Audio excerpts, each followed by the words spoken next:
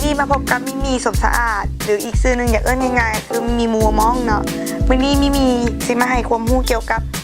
วิธีการตัดสูตรแนวไหนเฮ็ดให้ไวและได้ดังใจซึ่งมิมีย่อมา5ข้อหาตัวอย่างหาวิธีง่ายๆที่เป็นไผ่ก็ต้องเฮ็ดได้เพียงแค่เตรียมพร้อม5ข้อนี้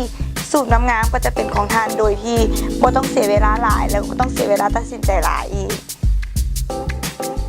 1. อันดับทำอีกที่ไม่มีอย่างแนะนำก็คือการเลือกโทนสีในที่นี้ก็คือว่าโทนสีที่ทานต้องมักและถึกใจไว้ก่อนเนาะโทนสีไม่มีอยากแยกออกเป็น2โทนหลักๆก็คือโทนเข้ม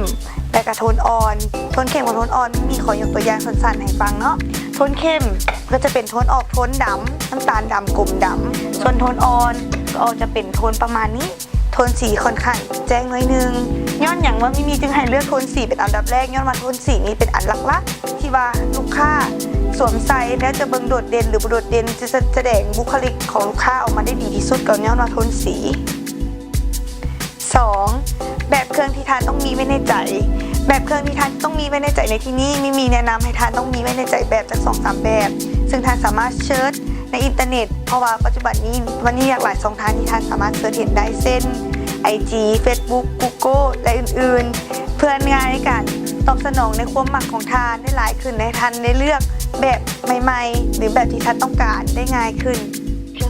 3. บัดเจ็ตในที่นี้ก็คืองบประมาณนั่นเอง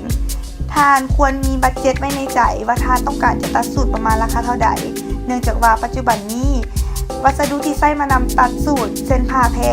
ก็มีหลากหลายประเภทนำเข้ามาจากหลากหลายประเทศราคาก็ต้องแตกต่างกันอยู่แล้วฉะนั้นบัดเจ็ตก็เป็นอีกส่วนหนึ่งที่ทานบุคคลมองข้ามเพื่อให้ทานได้สูตรที่ดีที่สุดและก็ราคาที่เหมาะสมที่สุดข้อ 4. เรื่องเวลาก็สำคัญเช่นกันเพียงแต่ทานอยากนุ่งเวลาใดวันใดก็ควรจะบอกสร้างเพื่อให้ชัดเจนเพื่อเป็นข้อผูกมัดกันว่าสร้างต้องแล้วตามมื้อที่เขาอยากได้และเขาก็ต้องได้นุ่งตามมื้อที่เขาอยากใส่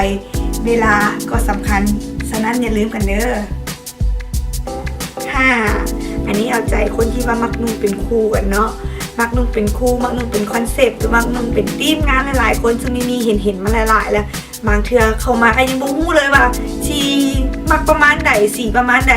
อันนี้ก็เป็นจุดหนึ่งที่ให้เขาเลือกสุดได้ซ่าลงเนาะไม่มีแนะนำให้เลยว่าต้อง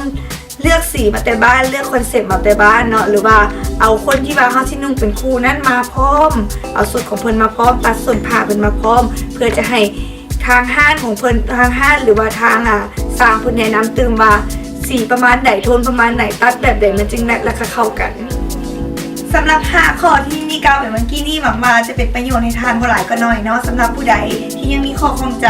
หรือว่าอยากสอบถามไม่มีก็สามารถสอบถามเข้ามาในเบอร์โทรอยู่กล้องนี้เลยเด้อหรือว่าอินบ็อกซ์เข้ามาสอบถามเลยก็ได้